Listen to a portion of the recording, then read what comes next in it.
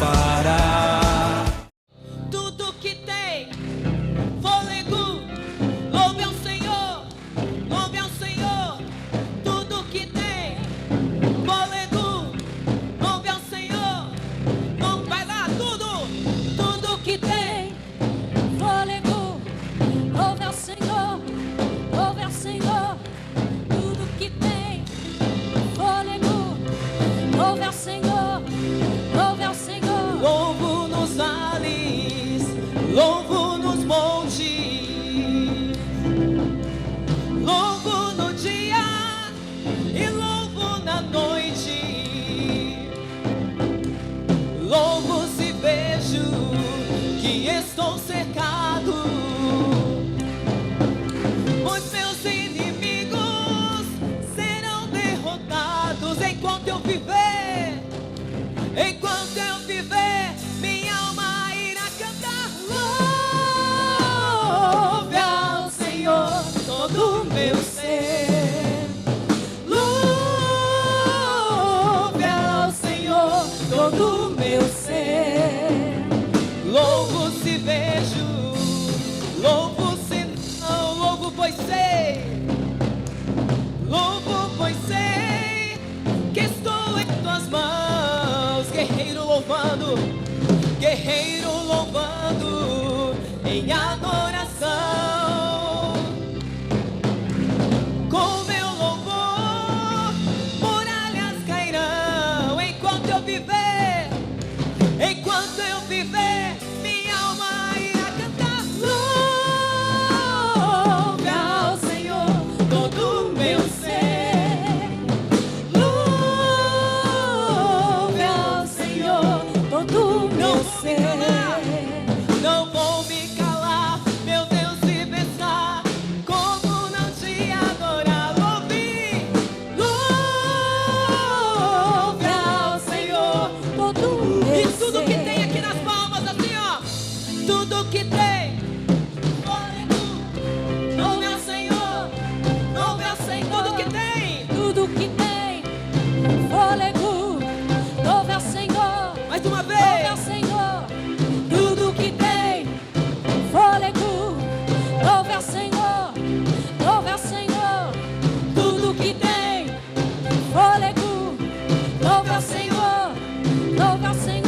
Louvo ao Rei, louvo ao Senhor, louvo a Cristo que ressuscitou, louvo aquele que é justo e fiel, ao Rei soberano na terra e no céu. Louvo ao Rei, louvo ao Senhor, louvo a Cristo que ressuscitou, louvo aquele que é justo e fiel, ao Rei soberano na terra e no céu. Louve ao Senhor todo o meu ser. Louve ao Senhor todo o meu ser. Diga louve ao Senhor. Louve ao Senhor todo o meu ser. Louve ao Senhor. Louve ao Senhor Todo o meu e não vou me ser. calar, não vou me calar, meu Deus, se pensar como não te adorar. Não vou me calar, Não vou me calar, meu Deus, vive estar. Como não te adorar? não vou me calar, meu Deus, se pensar como não te adorar. Então louve ao Senhor todo O meu ser. e tudo que tem. Tudo que tem fôlego, louve ao Senhor, louve ao Senhor. Tudo que tem fôlego, louve ao Senhor, louve ao Senhor. Tudo que tem fôlego, louve ao Senhor, louve ao Senhor. Tudo que tem fôlego, louve ao Senhor, louve E ao Senhor. aplauda ao Senhor Jesus. Aleluia. Aleluia. Todos os domingos às 8 horas da manhã nós temos o Santo Jejum da Vitória, onde Deus tem se manifestado e você é o meu convidado especial. Vamos para o livro de João, capítulo 8, versículo 17.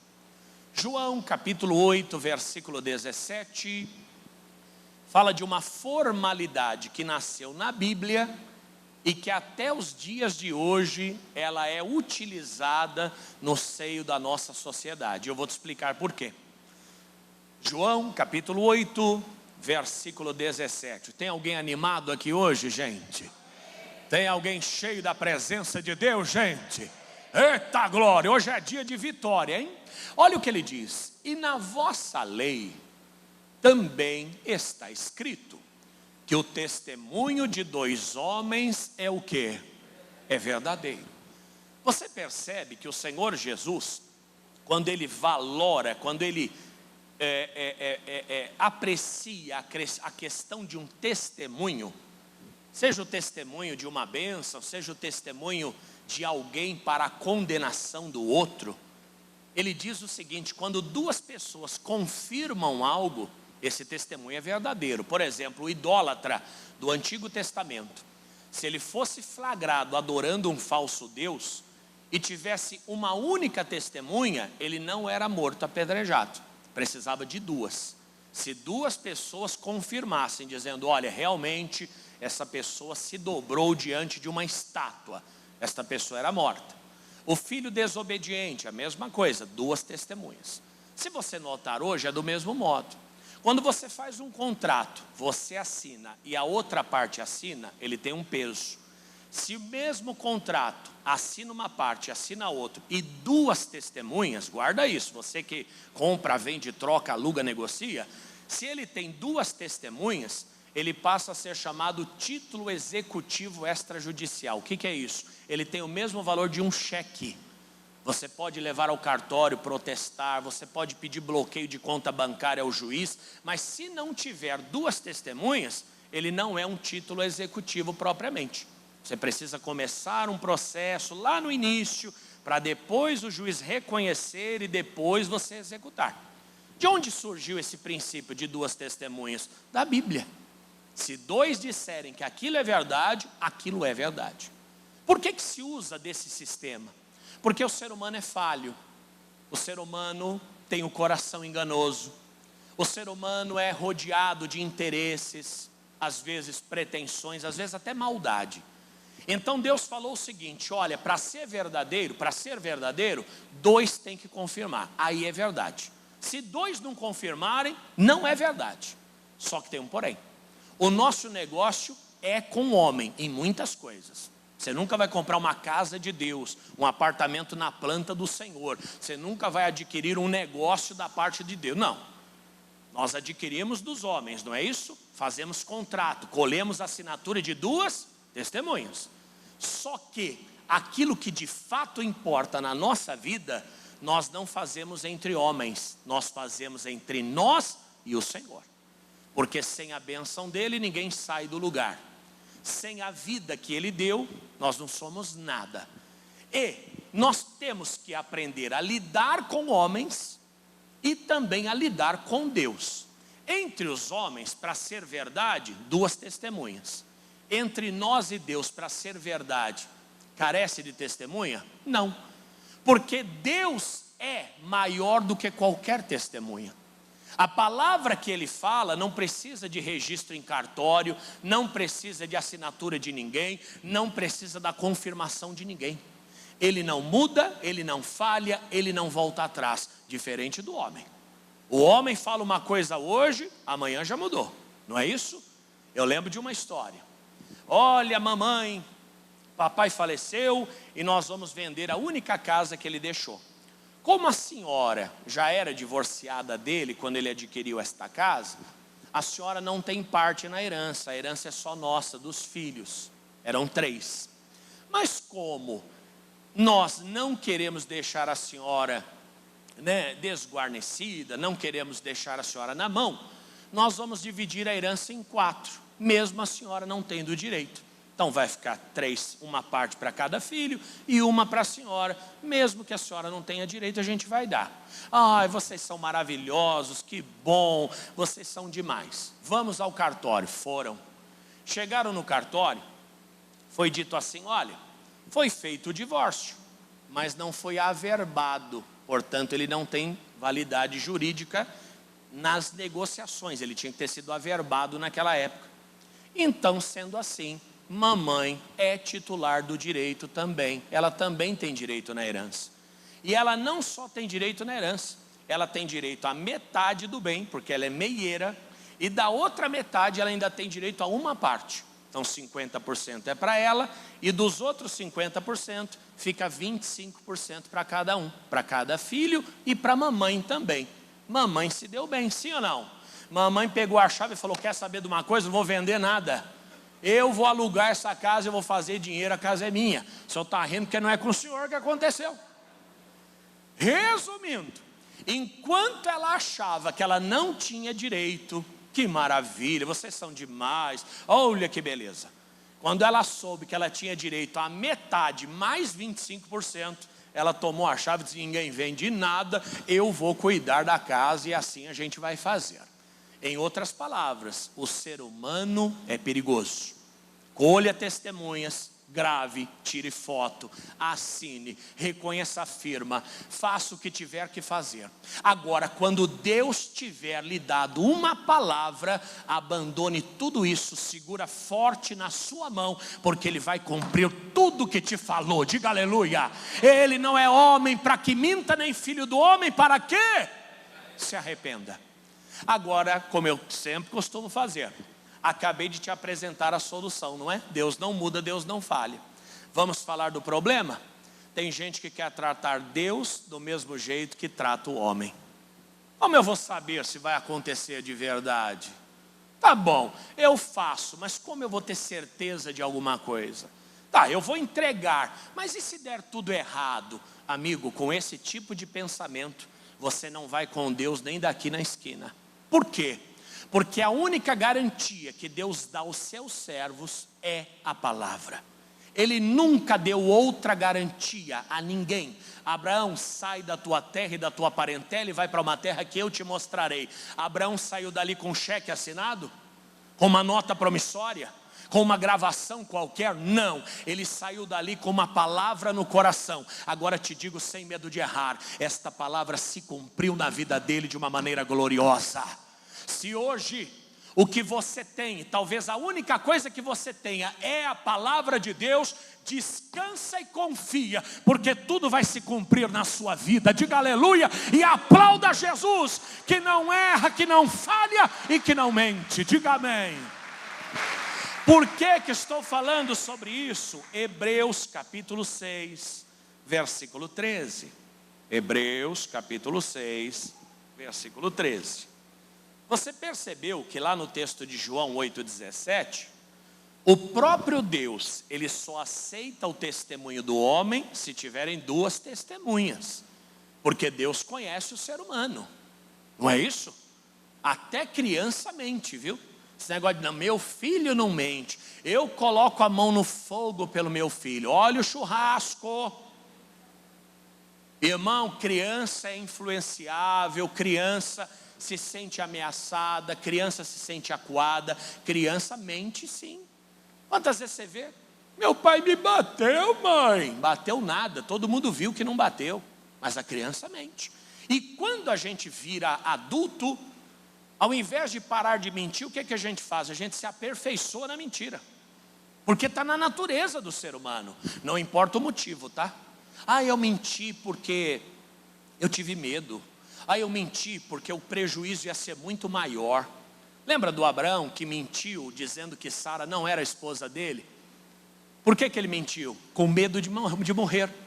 Ele pensou: o faraó vai gostar dela, vai querer casar com ela e ele vai me matar. Então, qualquer que perguntar, eu vou dizer que ela é minha irmã, que aí não tem problema. Olha o perigo que ele correu. O próprio faraó chamou a atenção dele, falou: você está doido? Numa dessa eu mato você, fico com a tua mulher e eu estou achando que eu estou bem. Até o faraó teve mais juízo que o Abraão. Você pega também no caso da Raabe, lembra Raabe? Os espias foram até a terra de Canaã. E antes de chegar em Canaã, eles passaram em Jericó, que era a maior cidade do mundo naquela época, e eles se hospedaram num prostíbulo, porque era o único lugar que eles os 12 descendentes ali de Abraão, poderiam entrar sem se identificar. Afinal de contas, como já diz o nosso ditado, era a casa da mãe Joana mesmo, então não precisava falar de onde era nem para onde vinha. Só que acabaram contando. A Raabe, que era a meretriz, que era a dona do local, que acabou virando bisavó do rei Davi, pasmem os senhores, mas essa é a história. Ela recebe homens daquela cidade perguntando para ela: por favor, Raabe, entraram 12 aí na tua casa que a gente não sabe quem são. E os espias iam ser mortos, porque eles estavam lá para espiar a terra e conquistar. A Raabe falou: olha, até entraram, mas já foram embora. Aonde eles estavam? Todos no telhado, escondido. Por que não contaram a verdade? Moço, gente, Raabe não mente não, endemoniada. Nós estamos aqui escondidos. Porque eles sabiam que iriam o quê? Iriam morrer. Então você vê que a mentira, ela está na vida do ser humano. Claro, combatemos a mentira, pregamos contra a mentira, não podemos viver na mentira. Mas o próprio Senhor admitiu: aquele que não tem pecado, que atire a primeira pedra. O patrão chega para você e falando: o que você achou do meu modelo? Você pensa: ridículo. É o que você fala? Você fala: tá bom, né? Eu gosto tanto dessa cor. Mas ninguém vai falar: você está horroroso. Não é verdade? O ladrão fala para você: você tem dinheiro aí? O que você vai falar para o ladrão? Não. Mas você está com a carteira cheia de dinheiro, você mentiu. Ou então você não tem dinheiro lá, tem dinheiro na conta, está com 1,5 milhão na conta. Pelo sorriso, a irmã ali está mesmo, hein? Eu percebi. E você fala para o bandido: olha, dinheiro aqui eu não tenho, mas se eu for contigo no caixa eletrônico. Então quer dizer, a gente não pode muitas vezes também julgar de uma forma tão rigorosa, porque a verdade e a mentira é uma linha muito tênue, e Deus conhece isso. Por isso que o Senhor disse: pega 2 testemunhas, não aceita a palavra de uma pessoa só. Agora tem um porém: quando é em relação a Ele, na sua soberania, perfeição e santidade, olha o que Ele diz, Hebreus 6,13. Por quê? Quando Deus fez a promessa a Abraão, diga: ô glória! Como não tinha outro maior por quem jurasse, jurou por si mesmo. É isso que a gente tem que entender. Por que Deus não precisa de testemunha? Porque Ele é maior do que qualquer testemunha. Por que Deus não precisa de fiador? Porque Ele é o mais rico do que qualquer outro. Por que Deus não precisa de gente para pegá-lo pela mão e ensinar o caminho? Porque Ele é o caminho, a verdade e a vida. Amigo, amiga, aprenda a viver com Deus, aprenda a servir a Deus. Vão ter momentos que você não vai ter nada para se apegar. Pedro, quando andou sobre as águas, não tinha corrimão, não tinha parapeito, não tinha um pedaço de pau, não tinha nada. Era o pé e a água. E ele conseguiu caminhar por cima daquilo, até que ele começou a procurar apoio, né? Porque sentiu o vento forte e teve medo. Assim é conosco. Enquanto nós confiarmos na palavra, a gente anda sobre as águas, a gente derruba a muralha, a gente fecha a boca de leão, a gente faz o que tem que ser feito. Quando a gente começa a buscar prova das coisas, certeza das coisas, como disse Tomé: se eu ver a sua mão furada e é o furo da lança, eu acredito. Senhor Jesus aparece para ele e fala: bem-aventurados que não viram e creram. Jesus não precisa mostrar a mão furada para ninguém para comprovar que Ele morreu na cruz do Calvário. Esta prova está dentro do nosso coração. Diga aleluia. Arde dentro de nós. Diga amém, gente. O cidadão escreveu na internet: alguém tem um laudo de que a Bíblia é verdadeira? Na internet, de vez em quando eu arrumo umas brigas. De vez em quando eu estou sem o que fazer, eu vou lá e arrumo briga. Alguém tem um laudo técnico de que a Bíblia é verdadeira? Eu escrevi embaixo: alguém tem um laudo técnico de que nessa cabeça tem um cérebro? Porque se a gente só acredita naquilo que vê, eu nunca vi meu cérebro. Eu nasci no dia 8 de maio, mas eu não lembro. Eu tenho essa base por causa da certidão. Eu sou filho da minha mãe, mas eu não vi. Ou se vi, não me recordo. E como é que eu tenho certeza que eu sou filho dela? Pela verdade, pela afinidade, pelo sangue. Amigo, Deus, a afinidade que nós temos com Ele é o seu Espírito que habita dentro de nós. E quando você lê a Bíblia Sagrada, o teu coração queima dentro de você. O Espírito se abala dentro de você e você se sente um vitorioso nele. Então dizer que eu preciso de prova de que Deus existe, de que eu preciso de um parecer técnico de que a Bíblia é verdadeira, isso é a maior bobeira do ser humano. Sabe por quê? Deus se preocupou com muita coisa na Bíblia. Se preocupou em falar da origem do universo, se preocupou em falar a respeito das leis, se preocupou em falar da importância do ser humano, mas Ele nunca disse na Bíblia: olha gente, eu existo, eu provo que eu existo, até porque Deus não tem interesse nenhum nisso. Porque ou você crê ou não crê, e se não crer o problema é só seu e de qualquer outra pessoa. Ele é e continuará sendo, independente de quem creia ou deixe de crer. Diga aleluia, diga: Ele é o meu Senhor, e eu creio nisso. Para Ele basta. Ele não tem outro por quem jurar.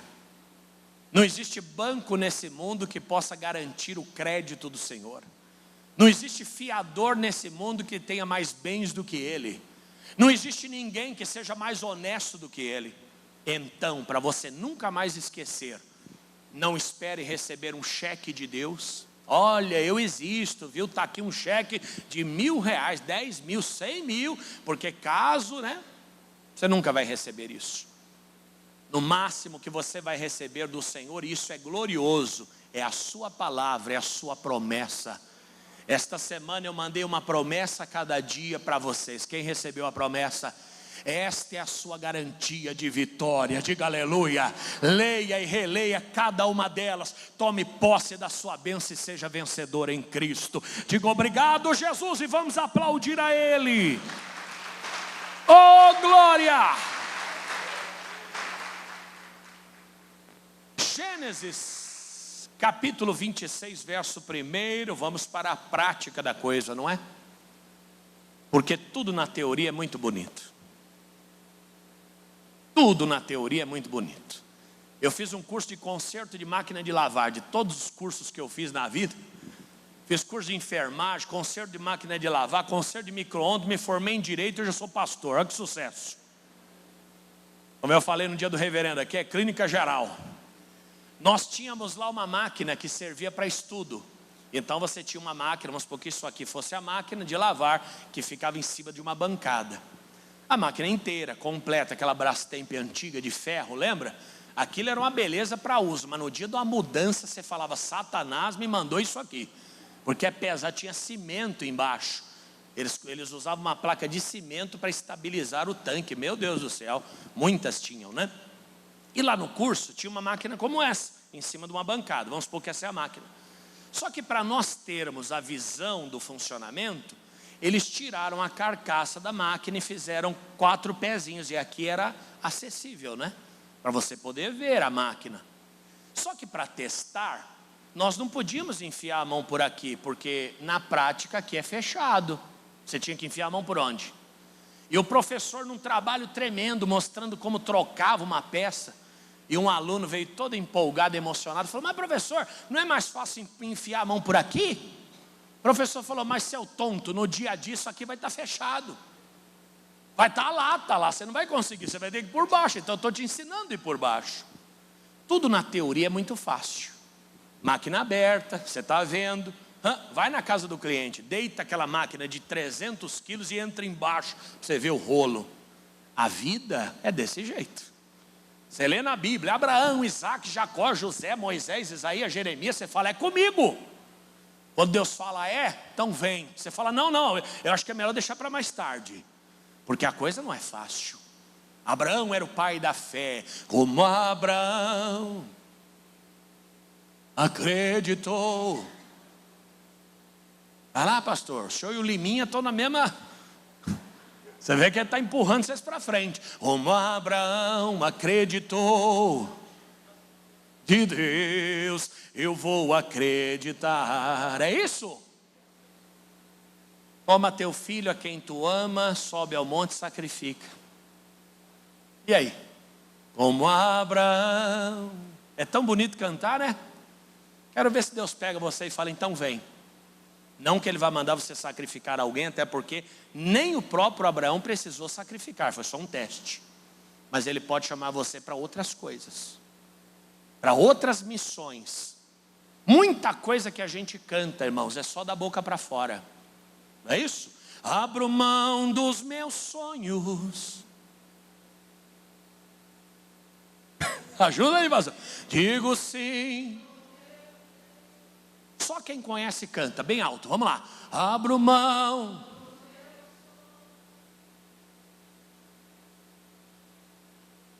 Espera aí, abro mão dos meus sonhos, do que a vida me deu?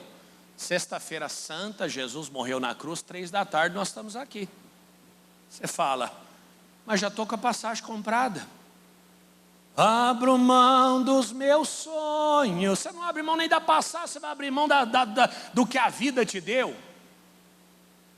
Você não abre mão do sono da tarde, você vai abrir mão da... Irmãos, a maioria é só história, é só balela. Por isso que de tudo que Deus promete, a gente vive com o básico. Porque nós entregamos o básico para Ele. A maior parte das coisas que a gente canta, do que a gente fala, a gente não vive. Seja honesto consigo mesmo. É isso ou não? Acabei de dar exemplos, canções que a gente canta há anos aqui, e em todos os lugares. E assim nós somos. Quarta-feira, oração pela família. A minha família ensina-me a tratar. Onde você anda na quarta-feira que você não está tratando sua família com amor? Porque quem não vem orar pela família, meu irmão, considerando a importância da salvação, as bênçãos e a força que tem uma oração, e você não está vindo, essa música você não pode cantar. Não, pastor, eu estou em casa, eu estou fazendo feijão com linguiça para eles. Se esperamos em Cristo só nesta vida, somos os mais miseráveis dos homens. Em outras palavras, se você só está preocupado em dar roupa, casa e comida, e não está preocupado com a salvação deles, você está em maus lençóis. Pastor, mas o culto estava tão animado, e quem disse que desanimou? Agora é que a coisa vai pegar fogo mesmo. Olha o Gênesis 26:1, vamos lá.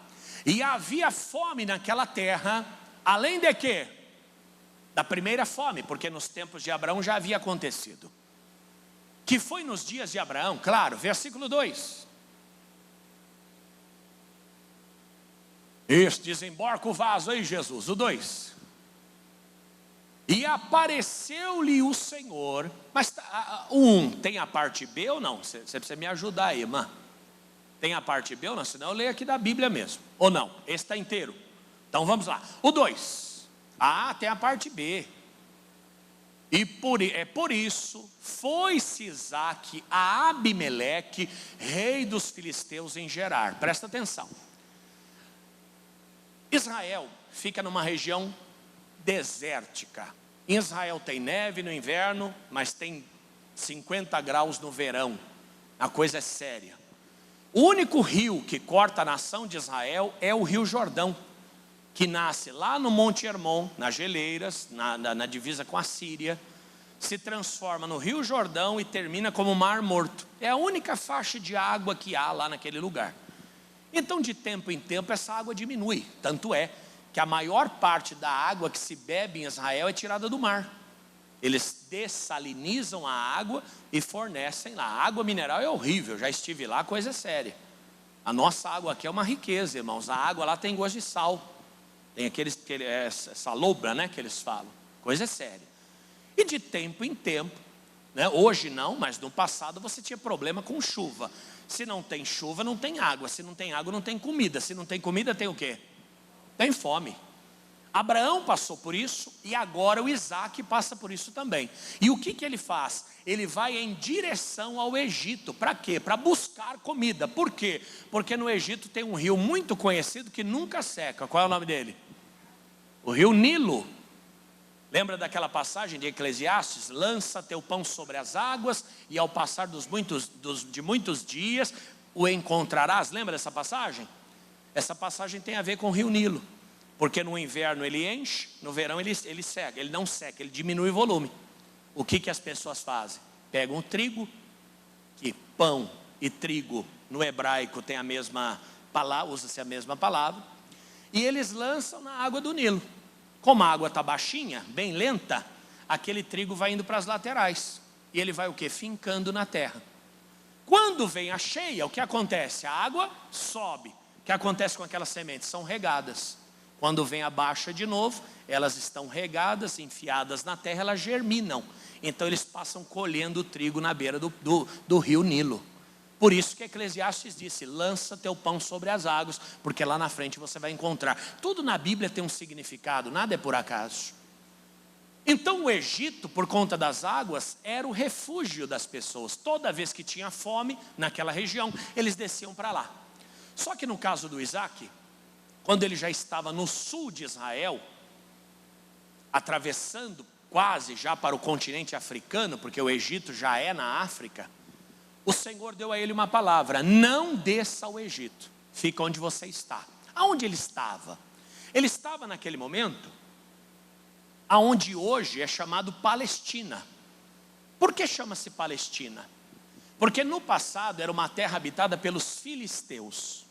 Quando Roma, no ano 70, invade Jerusalém e expulsa os judeus de lá, ela muda o nome daquele lugar para Palestim, que é um derivado de filisteus, em afronta a Israel.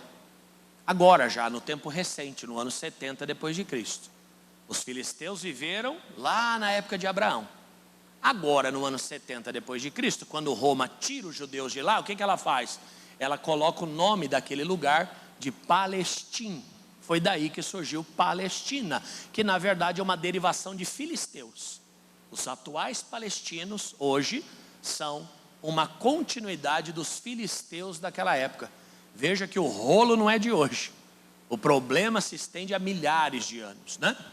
O Isaac então passa por ali. Quando ele está naquele lugar, que é a faixa de Gaza hoje, o Senhor dá uma palavra para ele. Olha o que ele diz: por isso foi-se Isaac a Abimeleque, rei dos filisteus, lá onde hoje é a Palestina, em Gerar, chamava-se Gerar, e apareceu-lhe o Senhor e disse, presta atenção: não desça ao Egito, habita na terra que eu te disser. Que mais?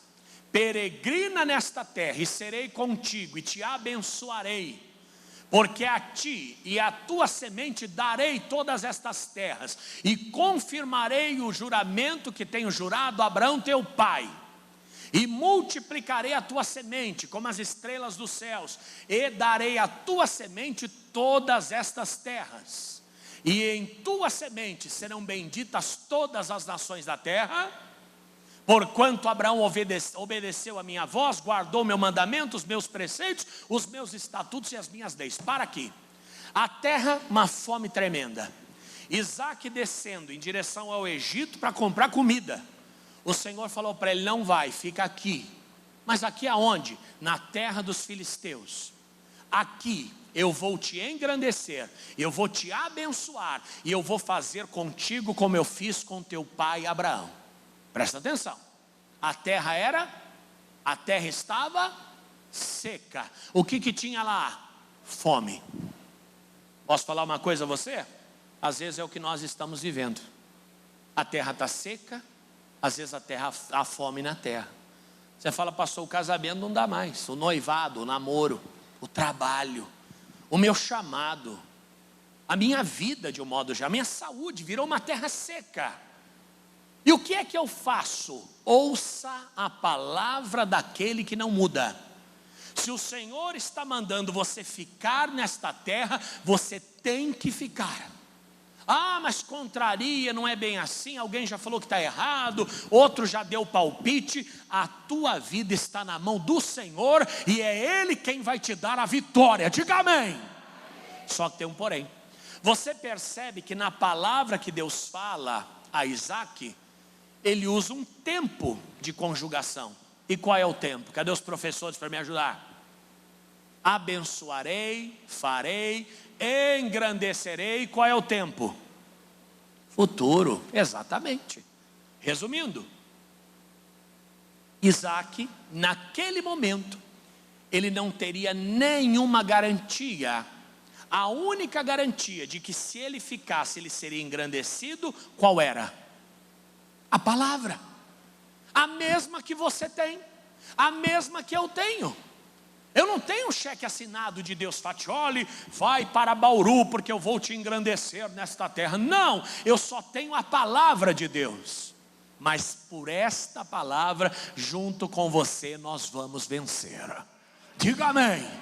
Pela força desta palavra, as portas vão se abrir na nossa vida.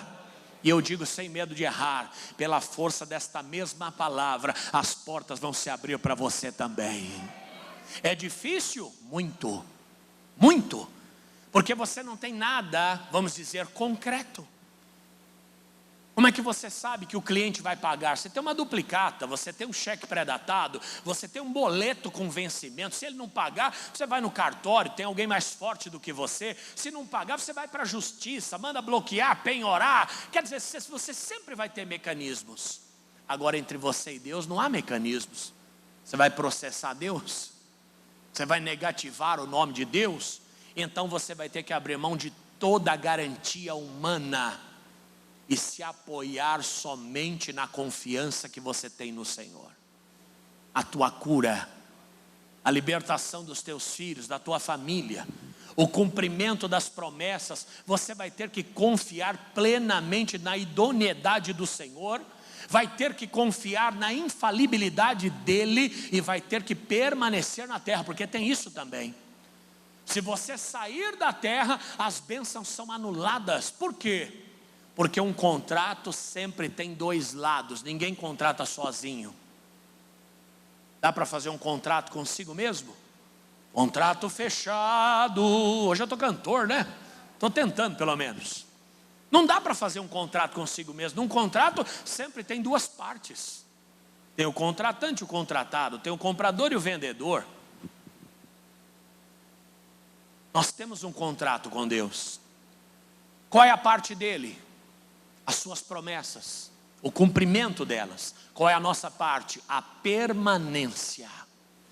Tem gente andando por aí buscando solução, buscando resposta, buscando tanta coisa, sendo que a bênção dele está no permanecer na terra em que Deus mandou. Amém?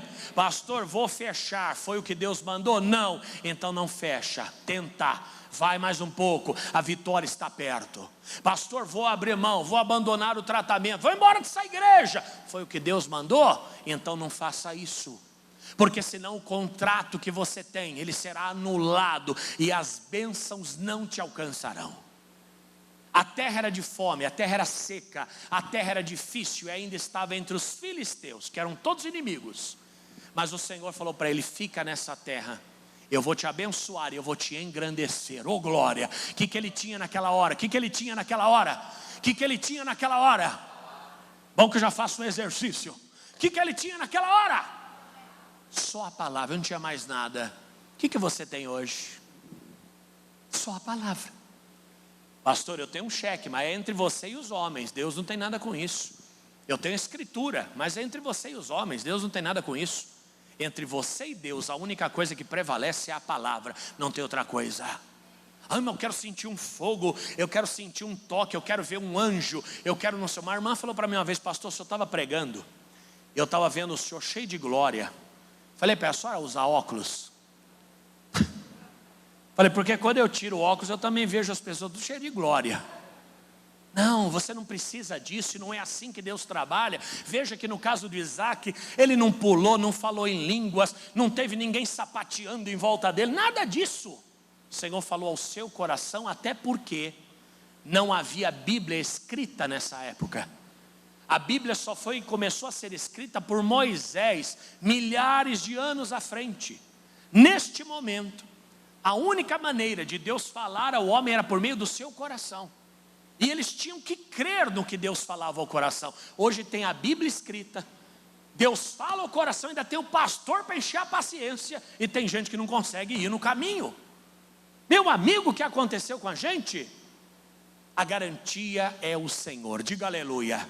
E ele diz assim, estamos no 6, né? Versículo 6. E assim habitou Isaac em Gerar. Ele ficou. Estava ali cheio de tralha, cheio de coisa, porque ele estava indo embora para o Egito. Ele parou a caravana. Falou, não, a gente vai ficar aqui. Agora tem um porém. Não adianta só ficar. Não adianta só ouvir a palavra e dizer, eu creio. Tem que ver de que maneira a gente faz isso. Porque tem várias formas de se fazer uma mesma coisa. Sim ou não? Olha como ele ficou naquele lugar. Qual foi a postura dele? Lá no verso 12. E semeou Isaac, o quê? Naquela mesma terra. E o quê? E colheu naquele mesmo ano. Quanto? 100 medidas. Porque o Senhor o quê? Oh, glória! Presta atenção. Naquela terra havia o que, gente? Fome e seca. O Senhor falou para ele, não vai embora, fica aí. Eu vou fazer contigo, eu farei contigo, como eu fiz com Abraão. E ele ficou, como foi que ele ficou? Sentou num banquinho e falou, quer saber? Eu vou ficar, mas eu quero só ver o que vai dar. Não. Ele pegou dos grãos que ele tinha e ele começou a plantar naquela terra, mesmo que naquele momento a terra estivesse seca. Como é que você tem esperado no Senhor? Ai, pastor, eu estou esperando no Senhor, deitado na rede? Deus falou que ia salvar a minha família. Onde você está na quarta-feira, sendo chato, propositalmente?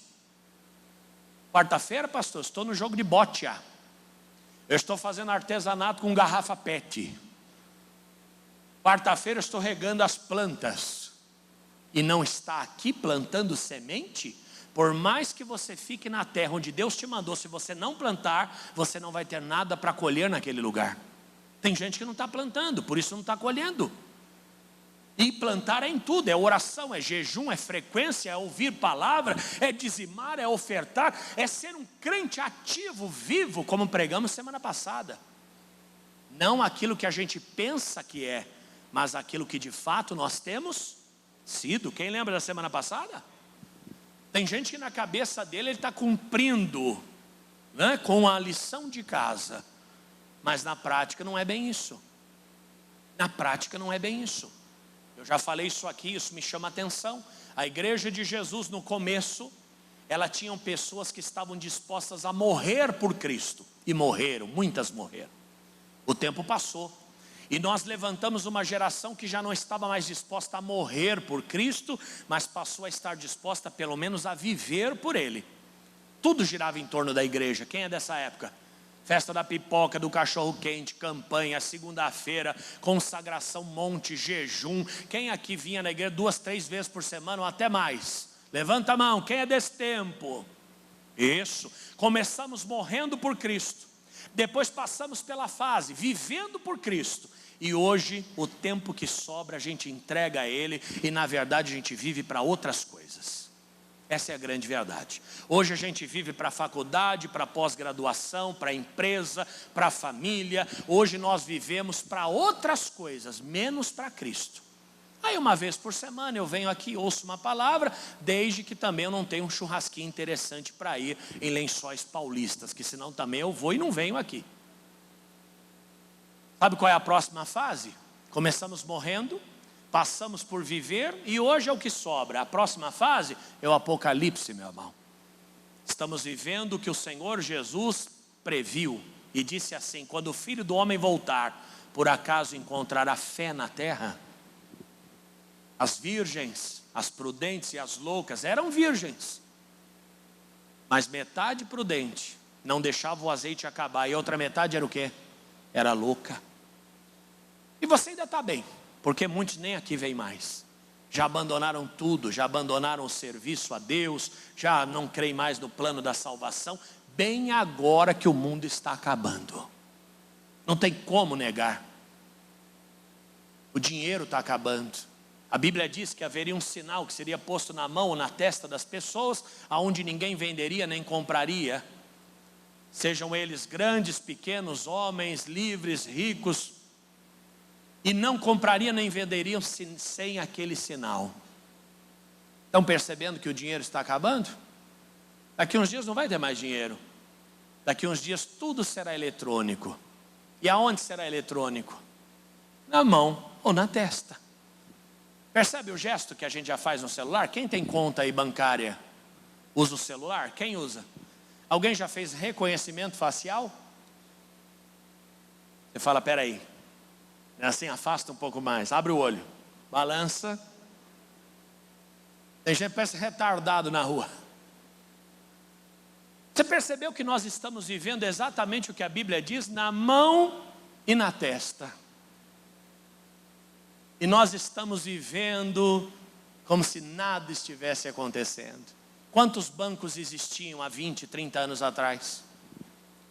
Banco Safra, Sudameris, Mercantil, Meridional. Assim você vai desvendando a idade do cara, né? Caixa Econômica Federal, Nossa Caixa, Nosso Banco. Que mais? Vamos lá. Bradesco, Itaú, Bamerindos, o Delfim. Não lembro do Delfim? Delfim mesmo, levou o dinheiro de todo mundo. Qual que era o Bamerindos? Tinha até um slogan do Bamerindos, né? O tempo passa. Essa é dessa época, hein, pastor? E a poupança Bamerindos, já foi, acabou, filho, esquece, tem mais. Quantos bancos nós temos hoje? 3, 4, 5. Quantas redes de supermercado nós temos hoje? Hein? Você tinha um monte, Paz Mendonça, Carrefour, Extra, Big, Walmart, fora os pequenos.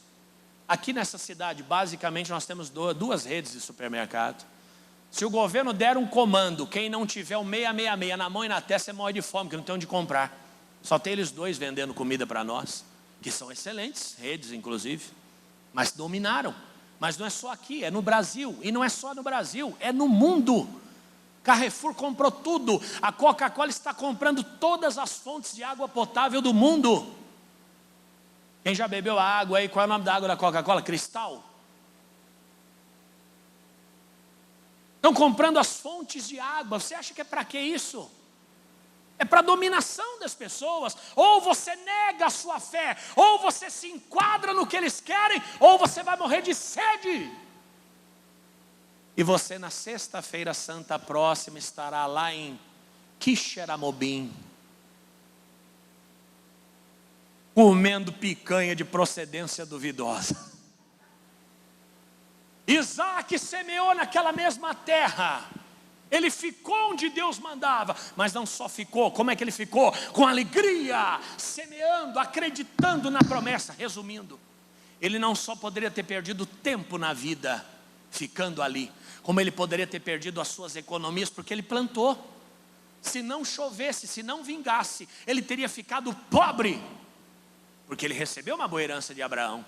Mas a Bíblia diz que ele recebeu, ou foi abençoado em 100 medidas. Sabe o que é isso? Tudo que ele plantou, ele colheu 100 vezes mais. Ele ficou 100 vezes mais rico do que ele já era. Diga aleluia. E Deus trabalha nessa proporção. Deus nunca trabalha com menos. Você planta 3 grãos de milho numa cova. Quantos grãos de milho você colhe?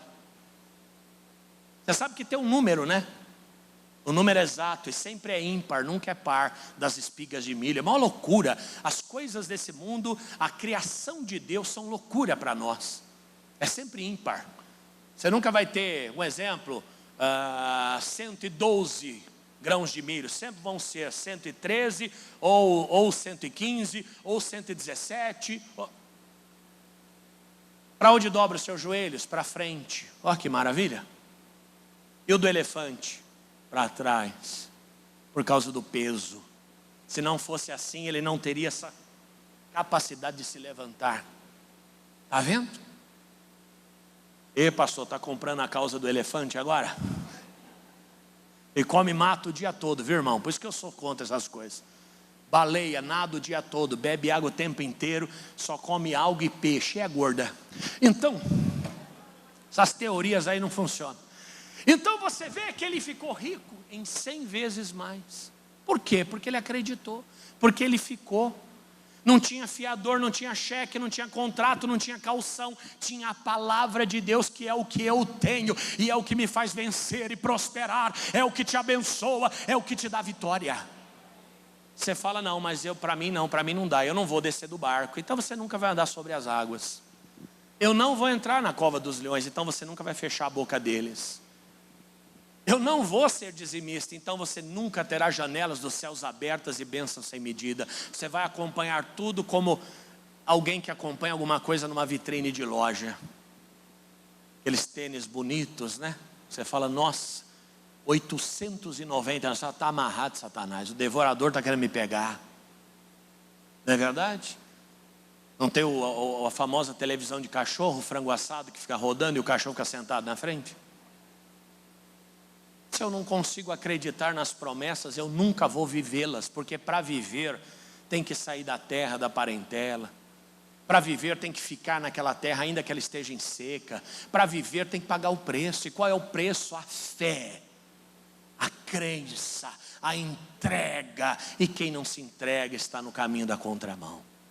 Ele diz, porque o Senhor o abençoava. Ele não colheu sem medidas porque a terra era boa, porque tinha abundância de água. Não, ele colheu porque o Senhor abençoava. É assim que Deus faz. Um dia eu estava dirigindo, deixa eu contar uma história para vocês. Carro da Lívia. O carro da Lívia é um Argo, um carro bom, é o que eu falo para ela, é um carro bom, para andar na cidade, na estrada, meu Deus, você está naquele velotrol que você pedala assim, ó. E carro que tem mais dificuldade, subida, né? Ela já está com raiva de mim já, viu gente? Se ela se levantar ali, você segura ela. E carro que 1.0 tem dificuldade em subida, o que a gente faz na descida? Você pega velocidade, não é verdade? E eu peguei velocidade, o trecho era de 80 por hora, eu cheguei a 150 na descida. E fui. Quando eu estava subindo, que eu olhei um guarda mirando em mim. Ainda bem que não era um revólver, né? Porque tem país aí que já é no tiro mesmo. Pá, acabou o problema. O guarda mirando. Resumindo, levei uma multa de 150 por hora. Meu Deus do céu, se não me engano, R$1.900 o valor da multa. Carteira suspensa por 12 meses. Chegou a notificação. Veio lá a foto bonita do carro. Já são as fotos bonitas, né? Ruim que eles não avisam, não tem nem de rir. Só que tem um porém. Na foto veio um pedaço da placa, porque ele estava atrás da placa escondido e na sombra do viaduto. Isso não pode, pela lei. O guarda e o equipamento tem que ficar visível. Por quê? Porque a multa de trânsito ela não serve para arrecadar dinheiro. A multa de trânsito, legalmente falando, ela serve para a educação dos motoristas. Então a pessoa passa, vê o guarda, o que ela faz? Ela já reduz. E ela vai acostumando a dirigir numa velocidade moderada. Mas esse guarda não, ele estava lá como um arrecadador de multa mesmo. Pá, pá, pá, pá, pá. Quando chegou a carta eu percebi, fui procurar decisões do tribunal. O tribunal dizia assim, o agente e o equipamento tem que estar visível. Se estiver a ponto de dificultar a visão do motorista, esta multa é nula. Porque o ato é nulo, é ilegal. E o governo não pode trabalhar na ilegalidade. Eles têm que ser o primeiro a cumprir a lei. Depois a gente, primeiro eles. Eu entrei com uma ação. E eu consegui anular essa multa. Porque estava errado. Eu estava errado? Estava, mas ele estava mais errado que eu. Porque ele representa a lei. E ele tem obrigação de cumprir estritamente a lei. Ele é o primeiro que tem que cumprir. E eu consegui anular a multa, você acredita? Cancelou. Cancelou a multa, porque o próprio juiz reconheceu. De fato, o guarda está escondido e o equipamento está se valendo da sombra do viaduto para ser ocultado. Então, nula. Acabou a história. Pedi para o DR tirar a pontuação da minha carteira, a negativação da minha carteira, a restrição, e pedi para que a multa fosse cancelada no documento do carro, no prontuário do carro. E o DR não fez. Falei para o juiz, eles não obedeceram. O senhor poderia colocar uma multa? R$200 por dia. O juiz acatou. Colocou uma multa de R$200 por dia. Irmãos, 30 dias depois o DR não tinha cumprido ainda. 30 vezes 200, quanto dá? Ô glória! 30 vezes 200 dá 6 mil. Falei, juiz, eles estão desafiando o senhor. Eu não gosto disso não, viu? Eu sou uma pessoa que eu estou do lado da justiça. Coloca a multa para 400. Demorou mais 10 dias. Aí eles cumpriram. Juntou quanto? 10 mil. Falei, juiz, agora eu quero receber a minha multa. Porque a multa é para mim. Demoraram mais um pouquinho, resumindo, recebi R$10.500. A multa foi anulada. Minha carteira foi livre e ainda recebi 10.500. Você fala, pastor, que desgraceira que é essa? Nenhuma arma forjada contra ti prosperará. Se aquele guarda tivesse no lugar certo, eu teria pago a multa. Mas ele estava armando contra a minha pessoa. E por que eu reverti? Porque o Senhor o abençoava. Assim vai ser com você. Talvez você não entendeu direito, porque você não entende como funciona a sistemática do direito. Mas é assim. Isso vale para tudo. Eu vi um cara que teve o carro roubado. Ele encontrou o carro 5 anos depois. Como ele encontrou? Todo picado? Não, todo equipado. Roubaram o carro e usaram por 5 anos. Colocaram um som, capota, roda de magnésio. Cadê os irmãos aí? Como chama aquela liga leve? Não, mas tem um nome, Magui. Tem um nome. E a polícia ligou para ele, olha, encontraram o seu... Que carro? Não, que há 5 anos atrás foi roubado. O senhor tem que vir retirar. Quando ele chegou lá, devolveram o carro melhor do que quando tinham roubado. Sabe por quê? Porque o Senhor o abençoava. Levanta a mão direita, diga, essa bênção está sobre a minha vida. Nenhuma arma forjada prospera contra você. Diga amém, gente. Agora tem que crer. Tem que andar nesse caminho. Ele colheu 100 vezes mais, porque o Senhor o abençoava. E para encerrar, o 13. E engrandeceu-se o varão. E ia se engrandecendo, até que se tornou muito grande. O 14. E tinha possessão de ovelhas, possessão de vacas, muita gente ao seu serviço, de maneira que os filisteus o invejavam. Terra seca, o homem ficou rico, porque ele acreditou nas promessas. Amigo, não espere garantia de Deus. A garantia é Ele mesmo. A sua palavra que vai te sustentar e vai te fazer prosperar. Vamos aplaudir a Deus. Oh glória! Eu quero que você agora curve a tua cabeça e com amor no coração você adore a presença dEle. Você que está em casa, eu me despeço abençoando a sua vida e te convidando para as nossas próximas reuniões. Domingo 8 da manhã, Russi Júnior 325, no coração de Bauru. A sua presença será especial em nosso meio. Fique com Cristo, compartilhe essa transmissão. Que o Senhor te abençoe. Em o nome de Jesus, em o nome de Jesus, você triunfará.